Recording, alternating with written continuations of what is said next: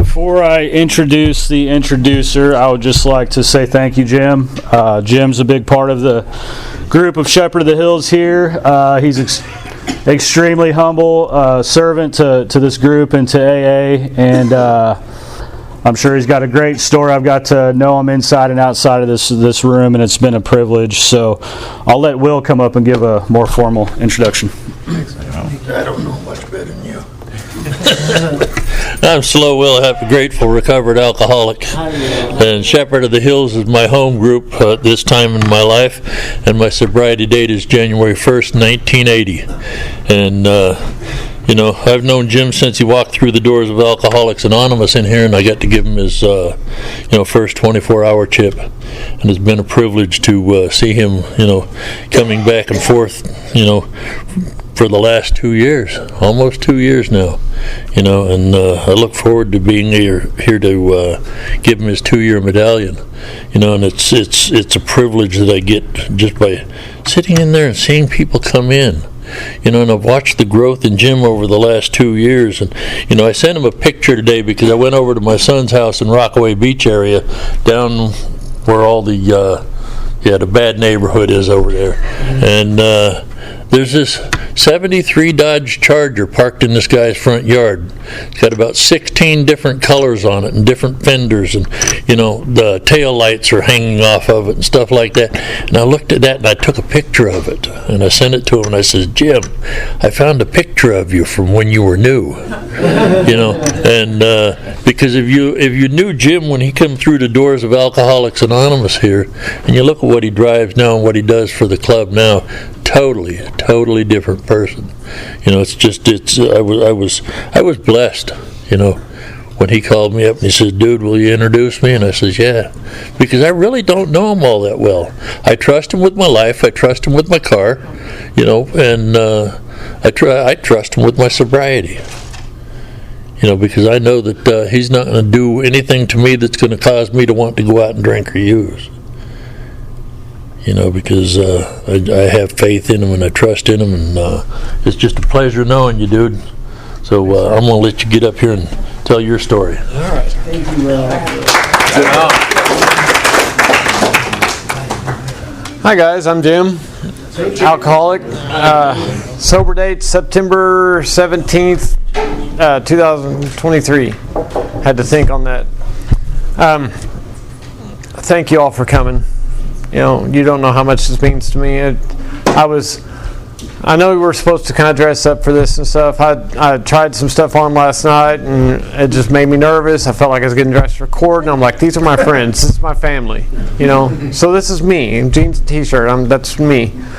So that's why I'm dressed the way I am. My story's kind of mixed up. High school, started drinking with buddies in high school. And I should have known back then I drank different than everybody else. They'd drink 6 or 8 beers and be fine, be done with the day. I would drink till there was no more beer left. I'd drink whatever was there, I drank it all. And I should have known that was a problem then. My mom always said, you've got alcoholism in your family. You need to be careful with alcohol. And I didn't believe that. I didn't think that, it ran in your blood or anything. So I drank quite a bit through those years. About 21 years old, I had my first child. And I quit drinking. I didn't decide to quit drinking or anything. It's just, you have kids, you're busy, working 3 jobs. I didn't have time to drink. So I didn't drink for many years then. Once in a while we'd go on vacation, I'd have a couple of drinks or something, but that was it. And then we got divorced and time went on. I met this girl, and she and I liked to party. We drank a lot.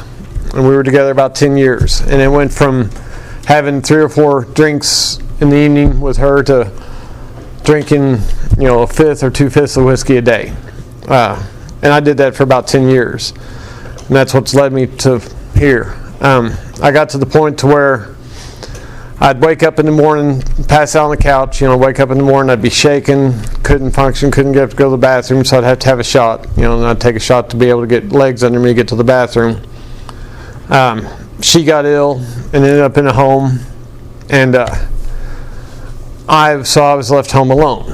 Well, then and got to where I'd buy a bunch of bottles of whiskey so I didn't have to go to town the next day and stuff. Buy a carton of cigarettes, and I'd lay on the couch and watch TV and, have a Walmart bag beside the couch that I kept dumping my ashtray in, so it's piled full of cigarette butts falling on the floor.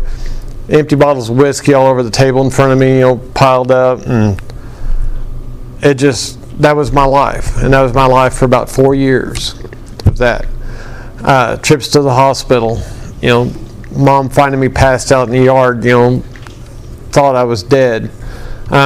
There's a girl that's in the program here, and she was talking to me one day when I first came to the program. She asked me, she says, "How's your mom's neighbor doing?"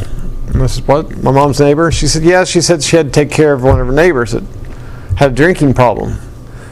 It dawned on me that it was me. My mom was embarrassed to say that it was her son. She was ashamed of me. And I'm an only child, so that hurt. My mom is everything in the world to me, and the fact that she was ashamed of me really hurt. And I didn't know any solution. I didn't know what to do about it. I'd prayed to God, "God, please let me stop drinking." Well, He didn't stop me from drinking. I didn't realize what I needed to do. This went on for a year or so. Very angry at God, very angry at myself, but didn't stop drinking. Didn't make me put the bottle down for 1 second. Just continued to do it. I ended up in the hospital multiple times. I'd had cancer. I'd had gastric bypass surgery, which went horribly wrong. So I wasn't supposed to drink alcohol at all. So it affected me different than other people physically. And I started having a lot of health problems. I started losing a lot more weight than what I should. I was way underweight and just sick, completely sick. I'd heard of AA. I'd watched Loudermilk, so I knew all about AA. That taught me everything I needed to know, right? And so I came here. It was a Monday morning, 10 a.m. meeting. And I came here. I thought you guys would fix me in one meeting. I thought I'd come to one meeting, I didn't know I had to keep coming back for this shit. I didn't know anything about these chips and that you guys collected these things. So I came in and got my 24-hour chip, and I sat there with my head hanging down, not talking to anybody, and a fucking disaster. And y'all didn't fix me in a meeting, but you made me want to come back. I was greeted at that door with hugs, love, caring. And that's what I found more of. Every time I came back, people who weren't there for my first meeting, people who were for my second meeting, came up and gave me hugs. Hey, let me get your phone number. So I can call you sometimes. Is that all right? Yeah, whatever. I didn't understand what was going on still. And this went on. It was suggested to me my very first meeting, the morning of my first meeting. I think that woman right back there, Donna, was probably the one that suggested it. Said 90 meetings in 90 days. So I thought, well, that sounds like a pain in the ass, but I'll try it. So I went to that morning meeting, and there was another gentleman here by the name of Don, and he's like, "What are you doing this afternoon?" I said, "I don't know." He said, "What are you doing right now?" I said, "I don't know, going back home, I guess." He said, "Why don't you come with me?" So we went to Eureka Springs Coffee Pot meeting that day. Same thing. I walk in, I don't know anybody in Eureka Springs. I walk in there, I'm greeted with hugs, with love, with caring. People found out that it was my first day in AA, and they just surrounded me with love and caring. I like that. At first, I guess maybe it's the attention. I don't know what brought me back, but I started coming back. I started coming to 2 and 3 meetings a day. That 90 meetings in 90 days, I bet I did 250 meetings in 90 days. I couldn't get enough of it. I was the guy that, 8 o'clock meeting, I was out here at 6 o'clock in the parking lot because I didn't know where else to be. I had to be here. I could not be at home by myself. I knew what would happen. I knew I'd go back to drinking. I started learning more about the program and started being around people and figuring out that I had to keep coming back, and I got these weird little chips. And, I got my 1 month chip. And I was like, how did I get a month? It seems like just a few days ago I started this program. And then it was suggested to me that chair meeting. I'm maybe not even a month. It may have been like 3 weeks, and they said chair meeting. So I started chairing the Wednesday morning meeting and the grapevine meeting. I didn't know what I was doing. I still got the shakes. I'm still hanging my head. I don't want to look at people. I can't look myself in the eye. I can't look at you guys in the eye. Meeting people like Slow Will, 45 years of sobriety. What the hell is he even doing here? Why isn't he fixed yet?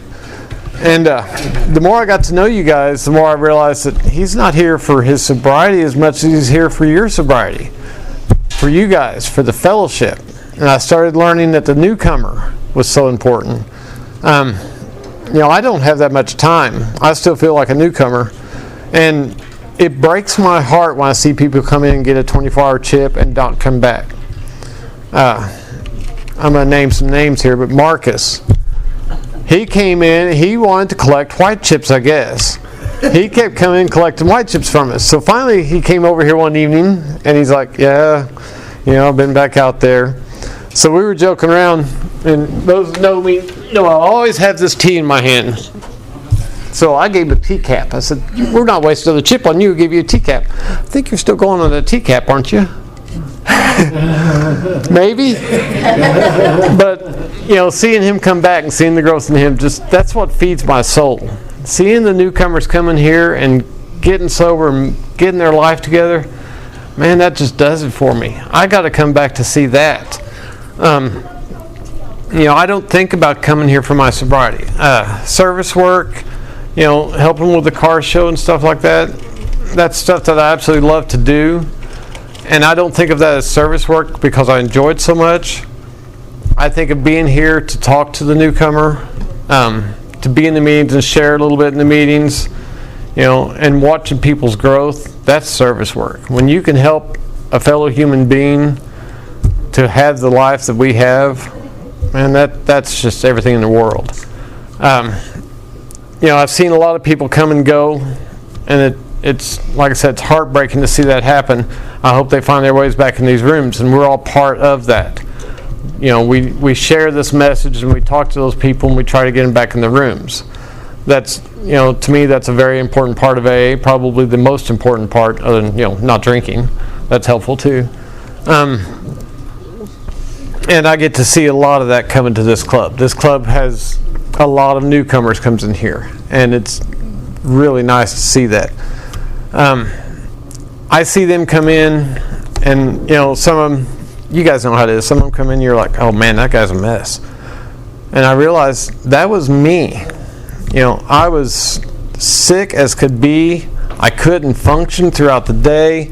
Shaking, the shakes, you guys all know what that's like. The sick, and I mean physically sick, when you're coming off the alcohol. And I see them come in and it reminds me of where I came from. I'm a one chipper so far. I hope, I live for the day. I'm a one chipper as of right now. We've all just got today, but I like today. I had a good day today, so I think I'll try it again tomorrow. People here don't realize what they mean to me. When I found out I had to have people up here to read and stuff, I was going through people in this club trying to think of, I wanted all of you guys up here. I want every one of you up here. Every one of you has helped me so much. And people don't realize they helped me. I had about 4 or 5 months in, I had an extremely bad day. I mean, it was a horrible day. And I had been to the meeting that morning, and I pulled out of here, and I went down here to the station, and I bought a pint of wild turkey. That's what I liked. And I had it in the passenger seat of my car. And there was a couple folks playing pickleball that day. One of them sitting right back there. Imagine that. Nobody knows he plays pickleball, right? So I went down there to watch him play pickleball, just trying to stay sober, grasping at straws. Didn't know what pickleball was. Still don't know what pickleball is. And they're like, yeah, we're going to take off. I was desperate. They were leaving me. I was going to be alone. I had a bottle of whiskey in the car. And they're like, yeah, we're going over to such and such's house. He's grilling out. I said, well, is anybody welcome? They said, yes. So I went over to another member's house, and his wife and kids were there. And seeing the way they interacted with each other, seeing that family dynamic in that house, seeing what sobriety can give you in life, being around the other folks that were there, it saved me that day. because I was done that day. I mean, I was completely done. And it was one of the worst days I can remember because that's the day I came close to drinking. You know, the days of drinking, those don't bother me because that's who I was. But that day I did not want to be who I was. I wanted to be a sober individual. I wanted to have the life that you guys have. So that's the day that stands out in my sobriety beyond all others. That's something that I stress to everybody. If you're having a bad day, be around your people. You know, this is what does it. You know, you can sit at home by yourself and you're going to talk yourself into drinking. Don't isolate. Get around people. That's what I had to do, and I still have to do. There's still days, you know, I was here at 5 o'clock today. I don't know why. I was nervous about this, still nervous. I'm shaking standing up here right now. But I needed to be around my people, so I was up here at 5 o'clock. And thankfully, you know, scrambled egg pulled in, so killed a few brain cells visiting with him. But, but it doesn't matter who it is, you know. We all have something in common. We all have our disease in common. And once you get to talking to other people and visiting with them, you find out you have a lot more in common than that. Every one of us has got something in common. You know, the book says it brings people of all walks of life together. It does. There's people in here. I would never have been friends with Slow Will or Greg or somebody, you know, Nathan. I would never have met you guys. Mark, maybe I might have met him because we do some of the kind of same stuff. So maybe I'd have met him or something like that. Maybe I'd ran into Will at a yard sale. But so I started meeting people that have different interests, that do different things, different kinds of people. Something I found out in sobriety is my friends that I'd had for 20 years, my drinking buddies, they're gone. These are people I thought were some of my best friends. They're not there anymore. I have 2 friends from when I drank. 2 friends. That's it. One of them's a friend from high school. You know, we're still friends. He's a normie. He drinks, you know, drinks every once in a while and stuff. And Aaron, the other guy, he's a normie too. He drinks once in a while. But they saw me at my darkest point. And Aaron actually came by today because he knew I was nervous about this. You know, I'd talked to him a little bit about this. And he came by the house today and he said, you know, he said, when you were drinking, he said, that was a very dark point. He said, I saw you near death. He said, I helped carry you to the vehicle and took you to the hospital. And I don't remember it. He said, I came by here one morning, 7 o'clock in the morning to see what you were doing because I hadn't heard from you a few days. He said, I came in the house and sat down and talked to you. And he said, we talked for about 15 minutes. He said, you looked at me straight in the eye and asked who I was. I've been friends with him 20 years. I didn't recognize him. You know, I was so screwed up that I didn't even know who he was. He's like that. He said, you know, Jim, he said, that scared me to death. He said, I've never been so scared in my life. He said, I've never seen anybody like that. And a few things like that, you know, that just floods back memories. You know, when we were talking today, I was like, man, I don't remember, but I do remember being that way. I remember not knowing, you know, where I was, why I was there, not caring. You know, I could be walking down the middle of the interstate, truck's about to run me over, and I didn't care. You know, I was going to die. I knew I was going to die. Times I'd be so drunk, you know, I couldn't function, and I'm like, you know, I shouldn't have another drink. It's going to kill me. And I was like, no, let's get this over with. So I'd just go to chugging it. And a couple of times, you know, I was in really bad shape, and I tried overdosing twice, sleeping pills and pain pills and stuff. And I don't know if, you know, God wasn't ready for me because, you know, both times, thankfully, I got sick and threw him up and didn't die. I had more work to do here. I look back on that person and I cannot understand how I let myself get that way. It snuck up on me. That's where the disease comes in, and, you know, and getting it from your bloodlines. That's where I truly believe that does happen. Because I didn't plan to be this way. You know, I didn't wake up one day and say, hey, I want to be an alcoholic. That sounds like a good time. You know, don't get me wrong, there were times that were good when I drank. You know, we've all been there when you first start. There were fun parties. There was good times when I drank. When it became me by myself on the couch to where I couldn't function, drinking 2 fists of whiskey today, that wasn't fun. But my dumbass did it anyway. I thought this is my life, and I accepted that. So that's what I did. And what got me in the rooms was being sick and wanting a new way of life. And so it suggested to me to come here. I didn't expect what I found here. I didn't expect to get sober. None of you guys were like me. None of you guys drank like me. There's no way you drank like I did. You didn't know what it's like to have the shakes at 6 o'clock in the morning. Not know if it's 6 o'clock at night or morning. It's just dark outside and you've got the shakes. You need to go take a leak and you can't get up, so you guys should take some whiskey, drink some whiskey. And you guys weren't like that. And I came here and started talking to a few of you, and guess what? You were like that. Y'all were just as screwed up as I was. And you weren't anymore. And I could not figure out how were you not? How did you fix this? Getting in the book, reading the book, working some steps, I started to understand a little bit. I still thought it, getting through the first few steps, I still thought it was bullshit. I still didn't think there was anything going on here. But I kept coming back, and I don't know why. Like I said, I liked the people. I liked, I guess, the attention.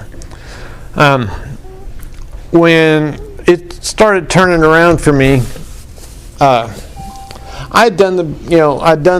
turned my will and my life over to the care of God, but I did not mean it.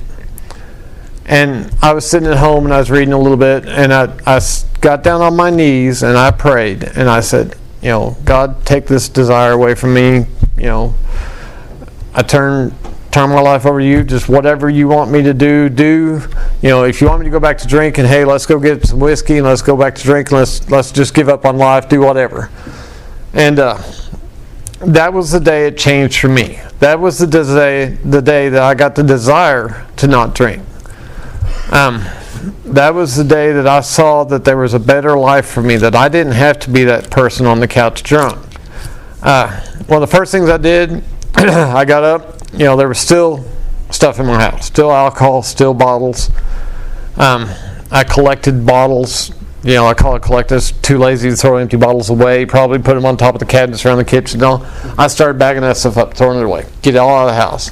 Then I started cleaning the house. And my house, hadn't been cleaned in years. It was unbelievable. My house was unbelievable. That's what's Bob's still working on fixing for me, Nathan. They're still working on fixing all my disasters. I cleaned my house, and I didn't realize at the time, but cleaning my house just saved me. It's like they say, make your bed in the morning. Something like that. Changing my surroundings, changing the atmosphere that I was in, that helped immensely. That changed me so much, And I started seeing little tiny tidbits, just little things in my life changing. And at first, I wanted to take the credit for it. I'm like, yeah, I walked in that door. God didn't bring me in that door. I prayed for God to make me quit drinking forever. He didn't help me. So, this is my decision. Pat on the back. I'm doing this on my own. This is Jim's. Did you drive around the parking lot? This is Jim's show. Yeah. First morning, I drove in and out of the parking lot 4 or 5 times the first day that I came here. I didn't know about y'all. I didn't trust you. I started seeing little tidbits of how life could be. And most of those moments were discovered here. I'd come up here and sit out in the parking lot and visit and laugh and joke around and have a good time. I didn't think I could have a good time without drinking anymore. Jim's a fun drunk. Jim's got to be drunk. Jim's got to be drunk to be able to talk to people. Jim's got to be drunk to, have friends. I found out I didn't have to be. Some of y'all like me for who I am. Not many of you, but some of you do anyway. And I found out that I liked you guys. And I thought you were family. I still feel like you're family. If I miss 2 or 3 meetings, I'm stressed. I need my people. I went on vacation here a few weeks ago. I went to a couple of meetings in the Smoky Mountains, and they weren't the same. I couldn't understand, people, like I went to one meeting about an hour early to visit with people, to do like we do here. There's nobody there. Right on time for the meeting, here comes a bunch of people, and they come in and have the meeting. I go outside to visit with them after the meeting. No, they all left. This is a family here that I haven't seen other places. We all seriously care about each other. We all seriously care about other people. That's something I had to learn too. I didn't care about people. I didn't care if somebody was falling down the stairs, I'd walk right by them. I didn't care. That was not my problem. Let me go get my whiskey and get home to drink my whiskey. And when I came in here, I didn't care about you guys. Because like I said, you weren't like me. And it didn't take long to figure out that, I had to care about people. I had to have love in my life, and I had to have love for you. That's a big part of me staying sober. If I can't come here and see my friends and see my family, I don't stand a chance. So since quitting drinking, AA is a big part of my life. I'm here a lot. Not as much as I'd like to be, because I've retired not too long ago, and I'm busier since I've retired than I was before. But I still, I make at least 3 or 4 meetings a week. Used to is every day. Still come up here, bingo, that's a huge thing for me. The fellowship, come up here and playing bingo, that's a fantastic time. It's all things that I look back and I think, why didn't I do this when I was drinking? Well, I didn't do it when I was drinking because I didn't know a different way. I knew no other way. You guys all showed me a different way. Since I quit drinking, I care about things. The guy standing on the street corner begging for money. Fine, I'll give you $5. I don't care what you do with it. I know you're probably making his living doing that, but it's just something that I can help with. Every time that basket comes around, I make sure I put money in the basket because it's a whole lot cheaper than buying a bottle of whiskey, and that's something that I don't want to ever do. Doing things for the club and at the club, be it come up here and clean a little bit or whatever it is.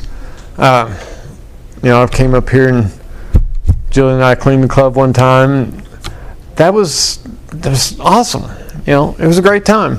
Who would think vacuuming the floor and wiping tables down would be fun? But it is.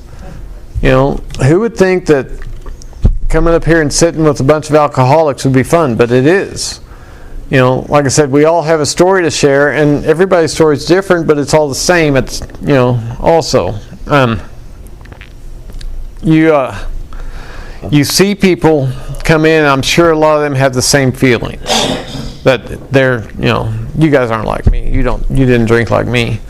And, I try to share that with people. I'm like, man, I remember 2 fifths of whiskey a day and the shakes and all that stuff, and we are a lot alike. It's unbelievable the power that alcohol has over us when we're in our addiction. I don't understand, and I didn't understand, I still don't understand how I let myself get to that point. I don't understand why I did it. I cannot fathom how my mind thought that was a good idea every day. And I hope some of you can answer that for me sometime. Why did we do it? Why were we sitting there killing ourselves when we knew we were killing ourselves? Why were we wasting all that money, wasting all that time, wasting that life? Unfortunately, I'm almost 60 years old, and I just came in here, almost 2 years ago. I missed out on so much life. I missed out, there's years, I had dark hair when I started drinking. I don't know where the hell this came from. I wasn't gray. That happened to me at some point in time when I was passed out on the couch, I guess. Somebody came in and bleached my hair. Same with the wrinkles. They put wrinkles on my face. But I lost so much time and so much life. I lost so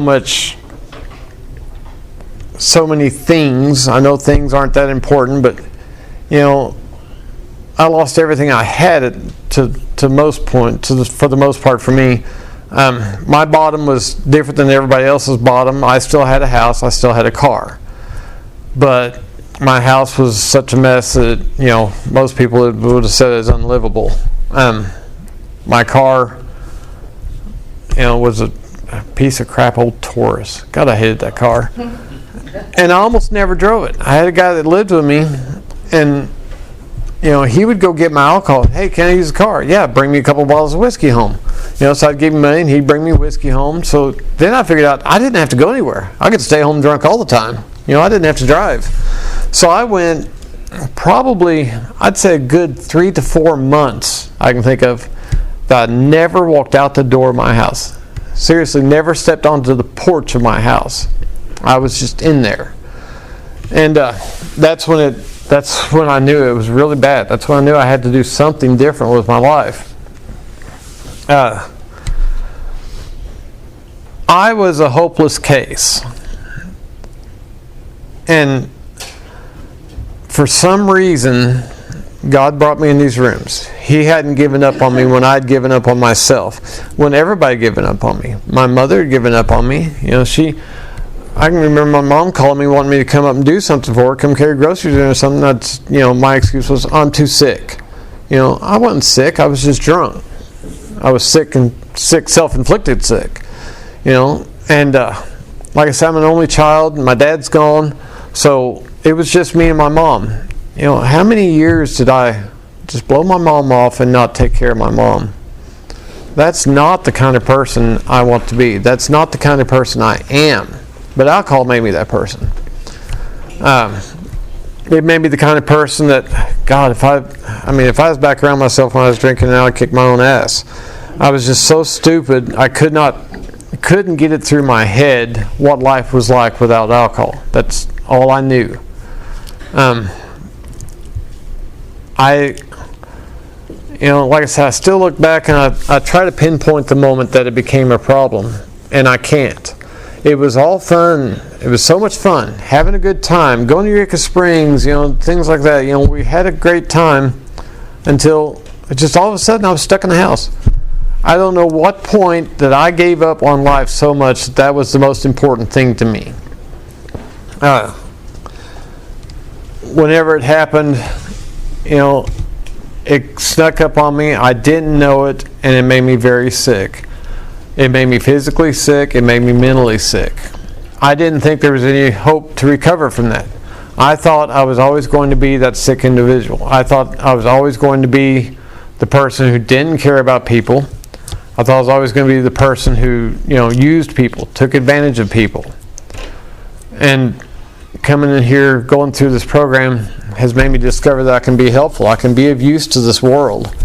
Because I was useless. And I was okay. The sad part is I was okay with that. I didn't mind being useless.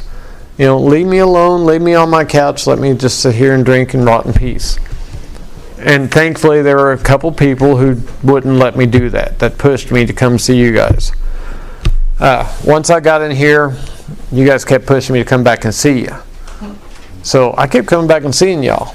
Like I said, I was greeted with so much love in here. There's people in here that, saw me when I was so bad. How you guys put up with me, I don't know. I was horrible. I was no fun to be around. I was depressed. I was down. Like I said, always my head just hanging. Didn't talk to people. Nothing. And you guys would come up to me and talk to me. You'd come over and give me a hug. How you doing? What do you need anything? Is there anything we can do for you? And, most of you in here did that to me. There's some faces here I don't recognize, but I'm sure you would have too. That's just a family. So that's something I learned. I try to do that with everybody else too. There's some real characters in here, and I cannot imagine what y'all were like when you drank. I'm looking right at you, Greg. And I think about it, and I'm like, man, I'd like to have had a beer with Greg. And I think about things like that sometimes, and I'm like, no, I like Greg the way he is. I like sober Greg. I love sober Greg. So I want to keep having this kind of life with you guys. Some of the experiences here, doing like some of the speaker meetings and, like the Bob D thing out here and all, and seeing the fellowship and seeing the people come here, come together, helping outside, seeing The folks from Corps and such that came out here and busted their butts helping. It was unbelievable to see people help like that, because you just don't see that. You don't see people coming together and doing things for everybody, not for money, not for praise, just for the good of the good of the collective. And I got to see a lot more of that as time went on, in a lot of different ways. Simple things, confused me. Why would somebody come in here while the trash can's full? Why is that guy taking trash out? Is that his job? Or why is that guy emptying the ashtray out there? Is that his job? I realized we didn't have jobs. We just did what was right. So I learned to start doing that. I'd come up here and there'd be some cigarette butts in the ashtray. I'd clean the ashtray out. I didn't tell anybody about it when I was done. I didn't need praise. I didn't say, "Hey, I took trash out today." I realized I didn't need that. That was for myself. That was for my own sobriety. And it was so weird for me to do that on my own. Nobody had to tell me to do it. Nobody suggested I do it even. I just started doing it. Don't know why I started doing it. And then I realized, this is service work. This is caring about other people. So it felt good. And I wanted to do more of it. So I started doing more of it. And I got in over my head a little bit. I got to where I was coming here too often. I'm about to make my wife a AA widow. And, so I tried to slow down on something. I found that when I slowed down on doing that, I wasn't happy. Irritable and discontent would set in a hurry. I missed coming here. I missed doing things. That's branched out into doing other stuff now. I try to be helpful everywhere I go. I see a lady trying to load her car at Walmart, a woman loading her cart with groceries. I'll go over there and help her load her groceries. If she doesn't run me off, I think I'm a weirdo. But, I try to go help people, and that was never me.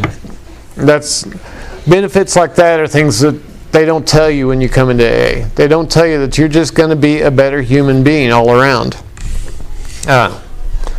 They also don't tell you that you're going to have, the friendships that you build here. I've got friends in here that, they're everything in the world to me. They're the friends that I believe I have a stronger friendship in the last year and a half, 2 years with people in here than I had with people I've known since high school.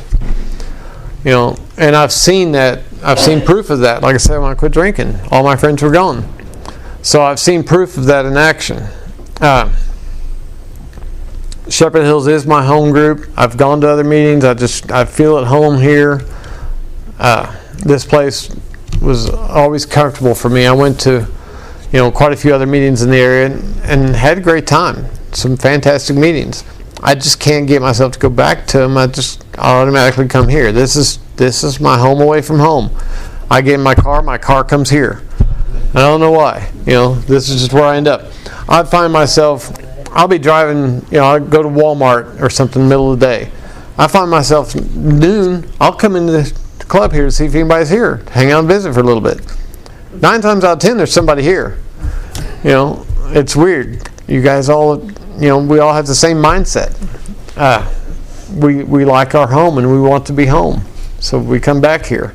It's attraction rather than promotion. Man, this is one attractive program. This is just phenomenal. I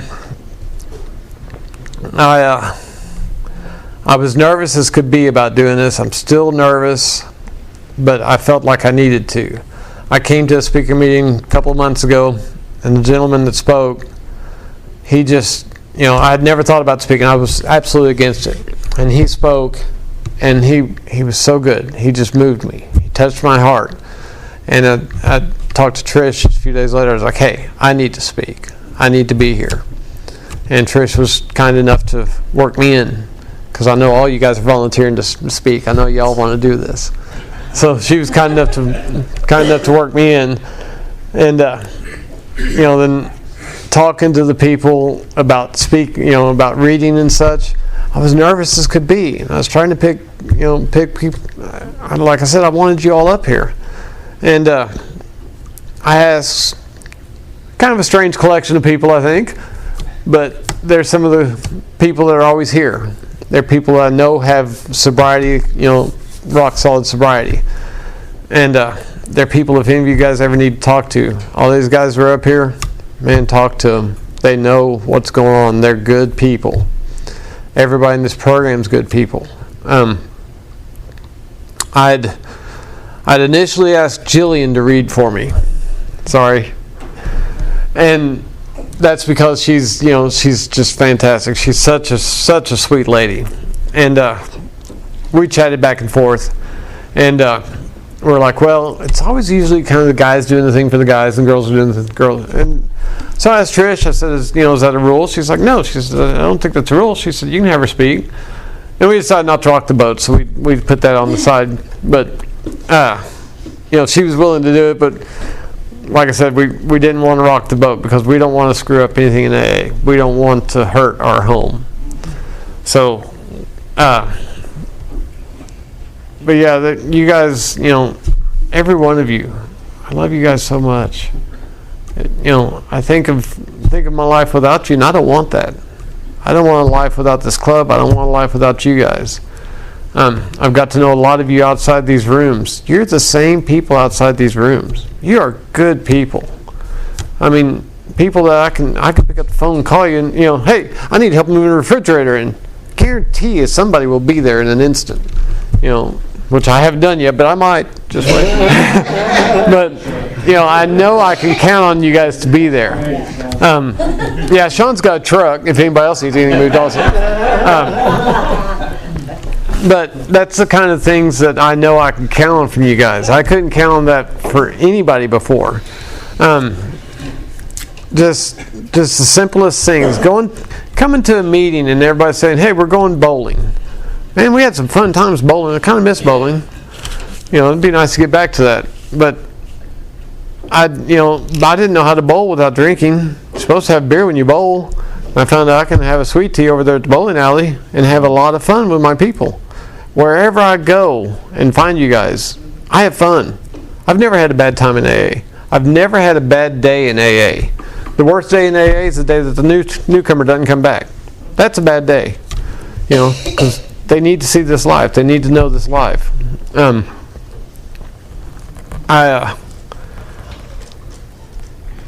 doing better now. Life is good. My health is better. Things are good. I've got things happening in my life that are good for me. I've got things happening in my life that are good for people. This is all because of this program and you guys. Because it wasn't going to happen any other way. There was no pill that I could take that was going to make me a better person. There was no kick in the butt that could make me who I am today. It took this program and you guys to do that. I hope that you guys like me. I try to be kind to people. I hope that you guys, feel the same about me as I feel about you. Will said that I was humble. I don't think I'm humble. I just try to be a good person. And that's what this program has taught me, is how to be a good person. And I wouldn't change it for anything. I'm not going to try to fill up the last 10 minutes because I ain't got nothing else to say, but I love you guys. I'm going to start crying.